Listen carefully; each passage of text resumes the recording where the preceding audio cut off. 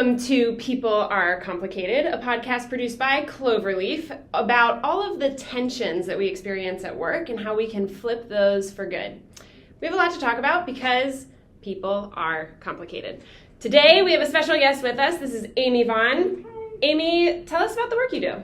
So I am the owner and Chief Empowerment Officer of Together Digital. It's a national collaborative of women who work in digital, advertising, marketing, tech. We have entrepreneurs, solopreneurs, women who work in agencies, women who work on the brand side. But our main mission is to basically create a safe space for women to come and talk about the things that they want to see changed in their industry, in their professions, in their personal lives even, within themselves. So just creating a safe space for women to really talk about the things they love about what they do and the things that they want to see change. Amen. And so it's a really amazing community. We always choose, collaboration over competition. And we really try to instill the opportunity for every woman to ask for what she needs without any sense of guilt or shame, and to give without any sense of judgment. So it's a really unique space that we've created. And I'm super proud and really honored that that's like my day job because it didn't start out as that. So. Yeah, that's awesome.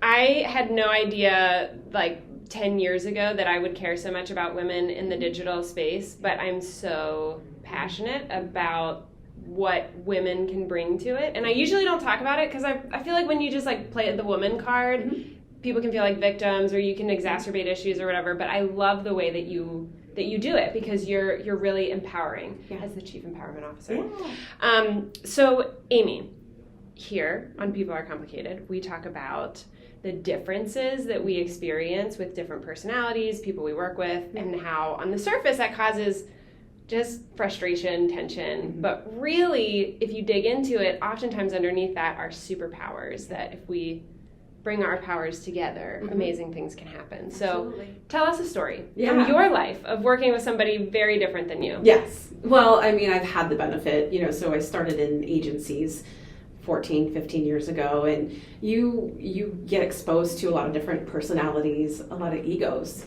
Mm-hmm. Ego is a lot of what drives being in that space. You're creating brands, you're speaking for brands, and you are in a way a brand, especially when you're a creative, which is what my background was as a creative director.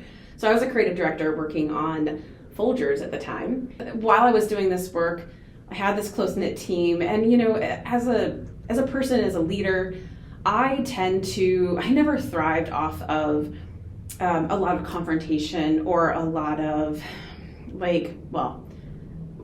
overly blunt feedback. Okay. I don't like to tear people down, to build them up. I'm not driven by ego in this sense. So critiques are hard for you. Yes and no. I think because they come from a different place. There's a difference between trying to make an example of someone by giving them feedback in a public space in a way that isn't honoring. Yeah. To make a point. Yeah. And then there's taking somebody aside and having an important conversation with them about something that needs to be addressed in a clear but caring way. Yep. Definitely. And so, everybody's style is different, and I learned over the years everybody's motivation is different. So some people do really, thrive on having their work torn up in front of their faces or in front of their coworkers. And so we had one new coworker who had come in from, working at a couple of global agencies. Mm-hmm. And he, had a ton of, knowledge and had worked on a lot of amazing clients and amazing projects. But my team could not stand the guy. He would come in and he would look at their work and he would say, why would anybody give a blank about this? Or why would anybody care? What does this even mean? And when they heard it, because he also was from outside of the United States, there was just this kind of friction between him and the team. And then me having to be that kind of median person. I'm an Enneagram 9 for you Enneagram fans out there. Clearly conflict. Try to mediate everything. Yes. Being the mediator. Yes. So, I heard the feedback for what it was. He really wants to know, why would a consumer care about this? So I think, it's a fair question. But I don't know that it's constructive in the sense of they need more than just that. You can't just come into a room and look at something somebody poured so much time, energy into and go, well, why would anybody give a damn about that? And so it was really kind of taking my team down because I think they were really used to my kind of, feedback and pushing. And so I took him aside, and I remember being so nervous about it. Again, Enneagram type 9, don't love confrontation. I really respected the guy, and he was, wicked smart. I also lived abroad for a couple of years, and I think me kind of living outside of our own culture helped me have a better understanding too of he's a little more dry. Yeah. He doesn't use a ton of extra words with what he's going to say. He's just going to say it. Yeah. And so when I went to him, I said, I just really want to talk to you about how my team is receiving your feedback. I think what you're asking are valuable questions. They take it not just personally, but they don't take it as something that is constructive or helpful or guiding. They just need a little bit more. I'm not saying stop asking these questions. I think keep pushing, keep asking. I said, but I think it's also adding to that context. Yeah. Why would anybody give a damn? Or say, how can we make this more meaningful to our consumer? Yep. Same push, just a different way to phrase it. Yeah. And it's I'm not asking you to change who you are, how you say things. I'm just telling you I'm having a really hard time getting my team to implement your feedback. Yep. Because they're just not taking it. How do you take that? So well. He just sat back. He's oh, wow.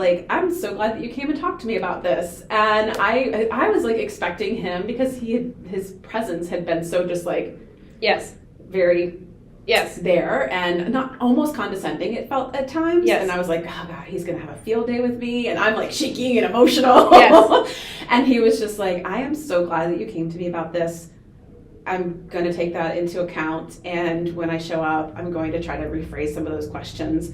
I want to keep pushing, but I'm going to need your help, to make sure that they're understanding what I'm asking for, and we can work together as a team on it. I was whew. That's such a perfect story. I still get nervous just thinking about it. And the funny thing is after that, even now, if I just bump into him in the street, we hug, we say hello. Yes. He invited us over for dinner a few times. He brought me a gift that came from his wife's little shop that she runs. Yes. And, it's just we had this kind of understanding and mutual respect for one another. And so while it was one of the scariest things, I don't know why, I faced down a lot more challenging people in my life. Yes. But because he was senior to me in a lot of ways. Yep. He had 10, 15 years on me in the realm of experience. And I'm who am I to come in and sit down to him and say... Oh my gosh. Amy, there's so much to dissect about your story. Because one, don't judge a book by its cover. What was really evident from the way that he was behaving was to most people just obvious. He's just a jerk. You could just write him off, right? Mr. Big Britches came in with his big global experience and he doesn't really care about us, right? So you could do that, and that's the temptation. But you recognized not only hey, maybe there's some personality difference, there's cultural difference, right? Yeah. And we live in a global economy. There is culture what is glorified as admirable in the US is so different, even just in the South versus the North versus the East versus the West of our own country, right? And it just so much more outside of our country, right? And then also you were so vulnerably brave to do something you really didn't want to do. Right. And when you did it, it was received, and it instantly took your relationship 10 layers deeper to where he's giving you gifts from his wife's shop, and you would hug each other. You just have a connection now because of that conversation. And lo and behold, he received it so well. And I think that's just so powerful, because we see these things on the surface that our brain is instantly wants to just categorize it, label it, jerk, right? Yeah. I can understand that. I can protect myself from that. But when you actually can open your mind with curiosity to somebody and have an open conversation, not come in with statements hey, your feedback is terrible. Right. But, hey, I just want you to know our team is struggling to receive this because of these reasons. Yep. He had a safe spot to receive that and to evolve. Great story. There's so many layers of how that's such a helpful story. And I hope that it's helpful for people to hear and be inspired in our own lives when we're tempted to judge somebody or we're tempted to think we've been rejected or whatever. Yes. We can actually dig into that and underneath it is probably a superpower. Right. And we can... With our powers combined, we can do great things. No, I agree. I mean, it is one of those things where, again, when I started speaking about the industry in particular, digital advertising marketing. It's highly competitive. There's very few women. And because of that, I think I've realized, maybe more so in my work with Together Digital than anything, that how much ego holds us all back from being open and honest with ourselves and then accepting and attempting to understand others. And in your story, it's easy to see how you would place ego on that guy. Like, he's very egotistical the way he's talking. But really, we have a little ego in this too. Exactly. It's self-protection in just labeling him and putting a stiff arm. Exactly. Okay, love the story. Thanks so much for sharing. Thanks for letting us get to know you a little better too. Yeah. Amy, so another key difference, obvious, that you focus on is women and what women bring to technology, to the digital space. So tell us more about that. Yeah. I mean, everybody pretty much knows we're 50% of the population. I think it's 51, actually. It probably making is. The You're majority. Right. And with that is perspective. So obviously we're all striving harder, especially after the last few years. Our eyes have been opened to the lack of diversity, equity, and inclusion in the world. Yeah.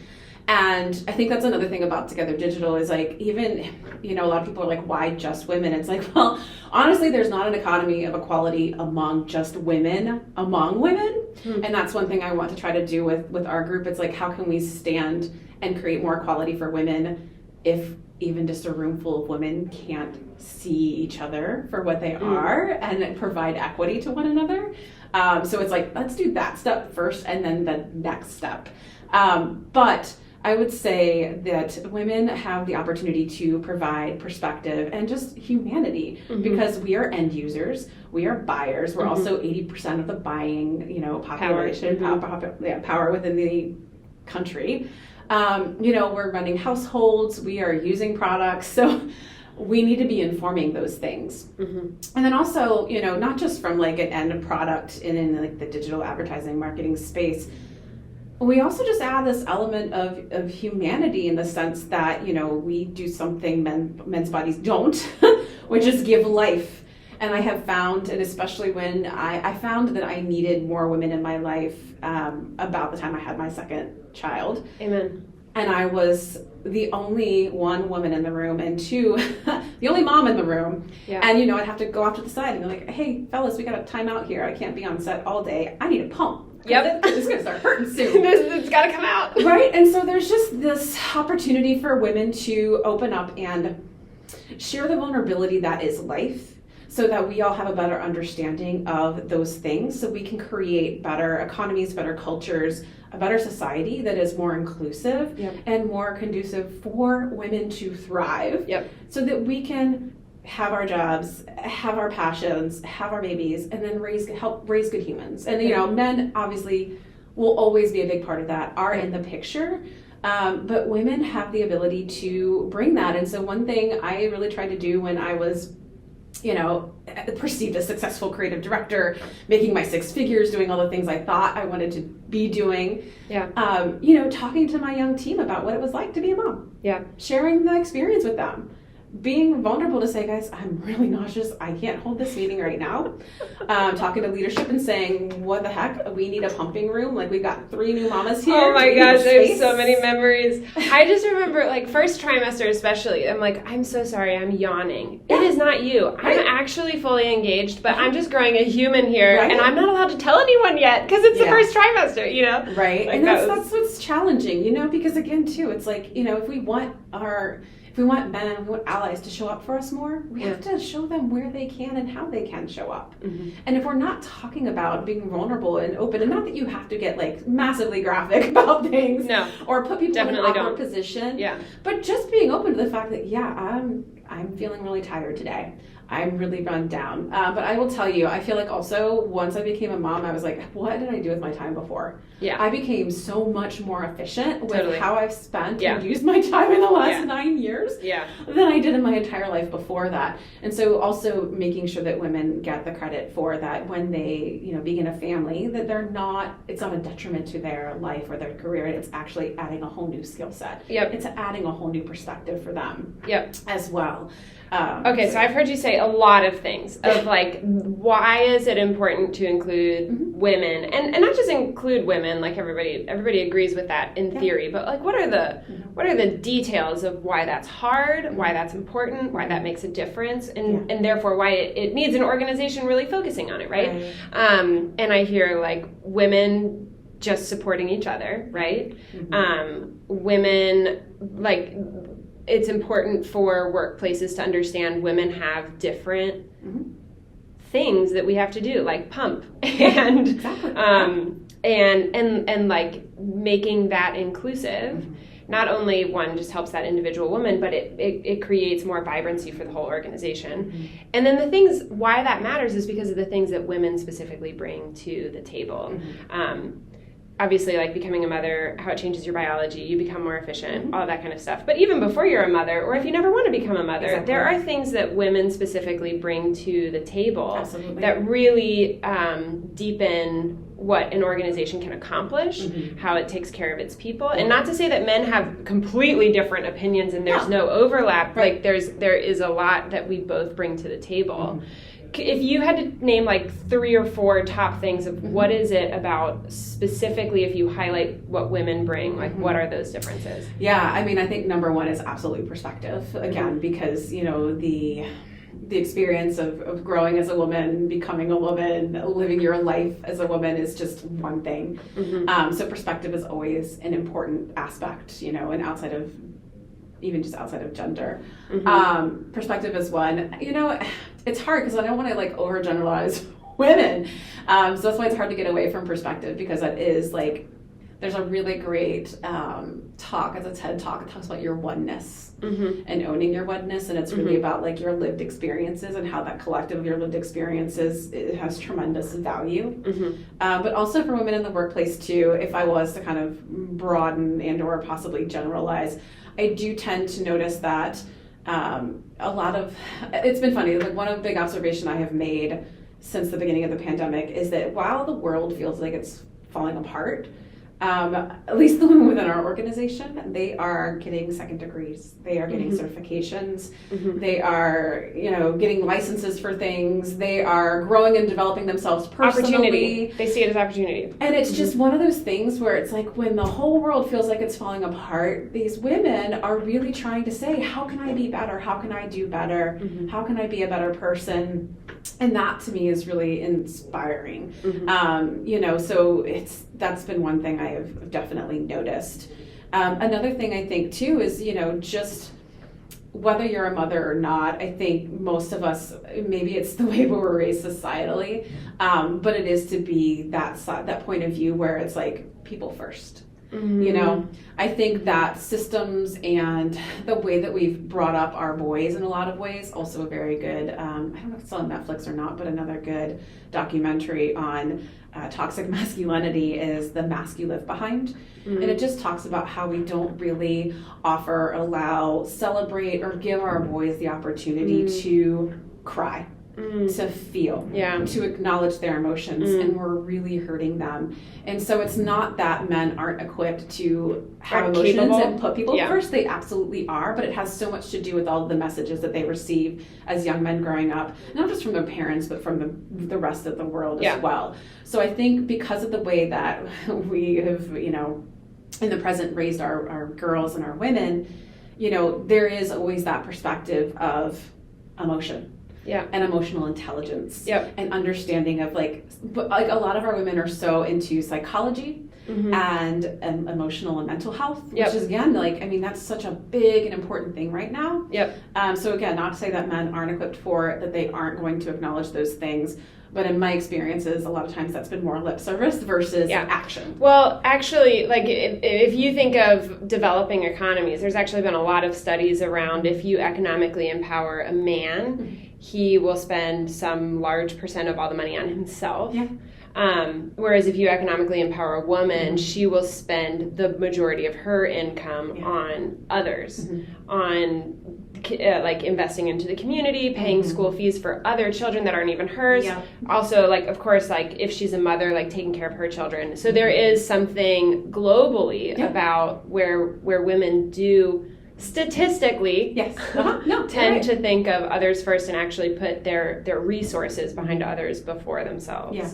And I also find that, in the way of innovation as well, like women just do such a phenomenal job in finding and seeing new opportunities that maybe weren't seen before. Because again, when you're bringing more women into spaces where they haven't been, like technology, digital, all these things, again, it's perspective, but you're bringing something new into that, and they're adding to that experience, which I think is also just tremendous.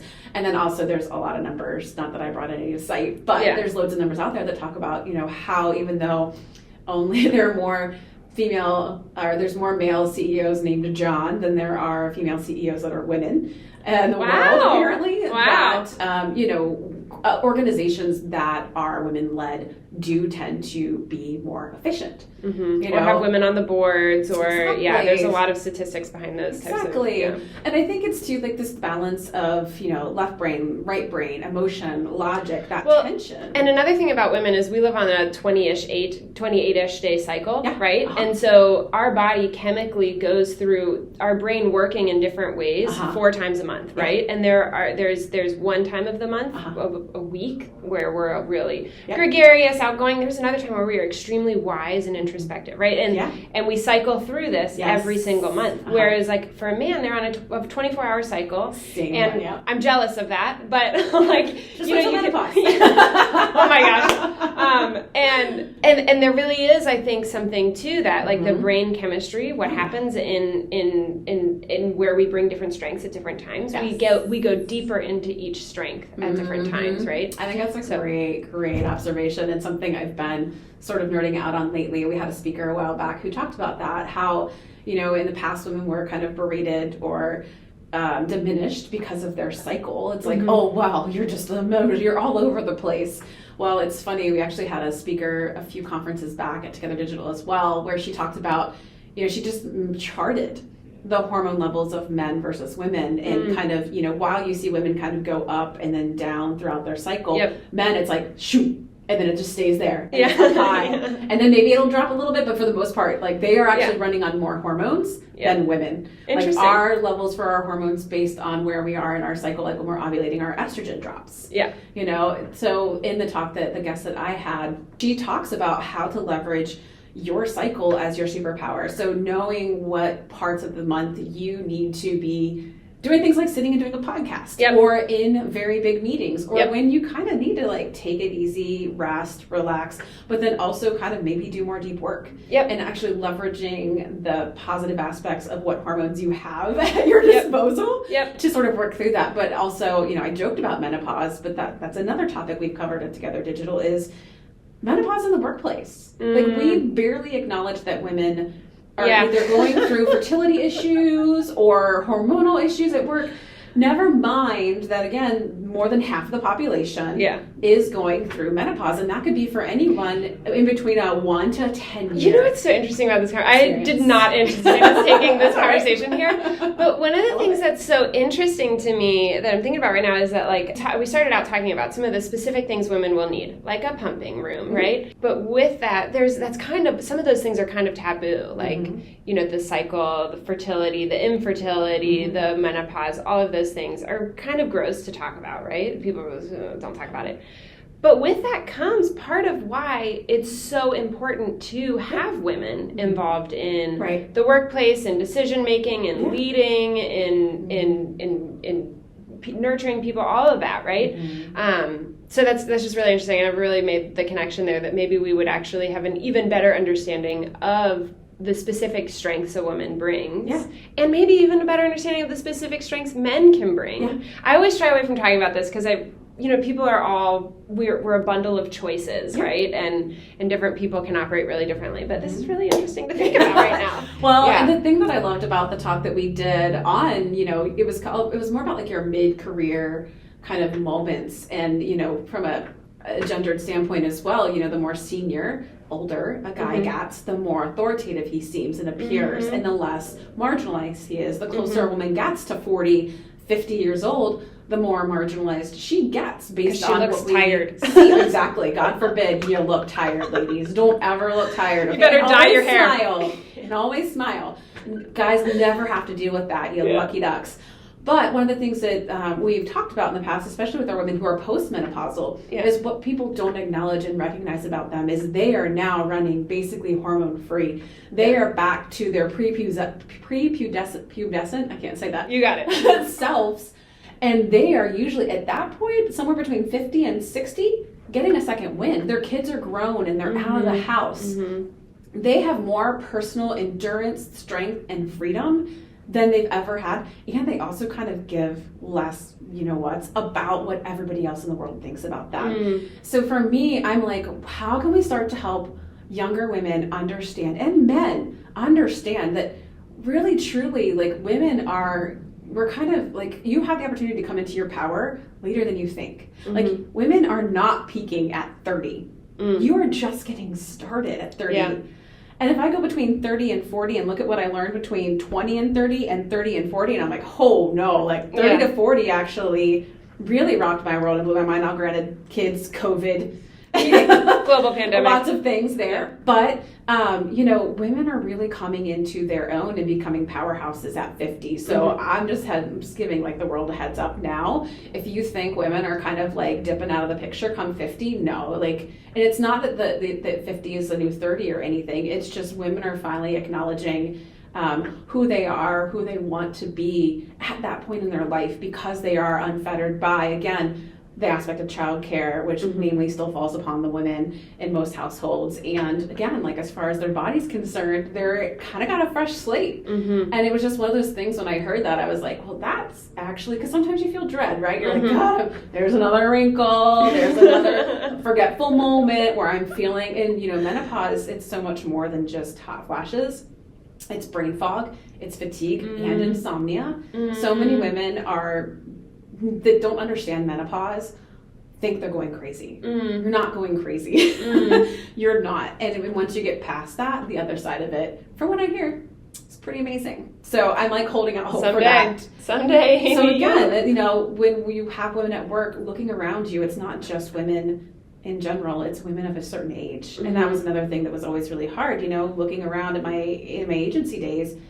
Every woman around me was pretty much the same age as me or within a 10-year span. I found very few female leaders that were older than me, that were mentors. Yeah. And if I did, they own their own agencies. Oh my gosh.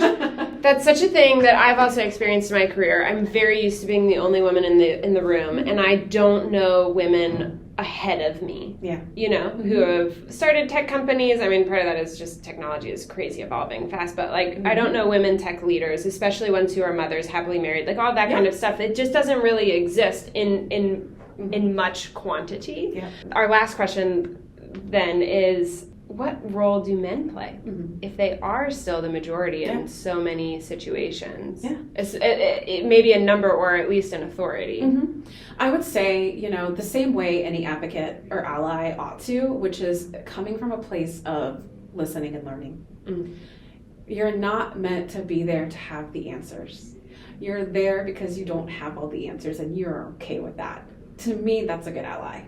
That's a good ally, because, even as we all struggled when, George Floyd was murdered and Black Lives Matter became a big conversation at home and at work. There was so much fragility and ego around how we felt about that. And for me, really kind of dissolving ego, letting my emotions go about how I felt about it, and just really tuning in, listening to understand in that way. And I'm not saying I show up always perfect as an ally. There is no perfect, and there's no end to being an ally. But for men, and including women in general, I mean, women do have internal bias. There is a internalized patriarchy in a lot of us, whether we want to admit it or not. It's just been ingrained in us. But for men, I would say, just really be ready to show up, listen, ask questions, take feedback, and just do what you can, which is, again, it's got to be hard for guys, because they are told, don't cry, don't be a wuss, don't show feelings, don't show emotions. It's just all these things get beaten into them. It's up to you to kind of start to work on that stuff for yourself, to deprogram, and then just be ready to kind of show up and listen, learn, and do it as best as you can without ego, knowing that it's not about you. Great. It's about understanding the person better. All right, Amy. Cool. Thank you so much for coming in, talking to us about the differences and the strengths, and how we can leverage all of that for good. And thank you everyone for tuning in once again to People Are Complicated. Tune in next time.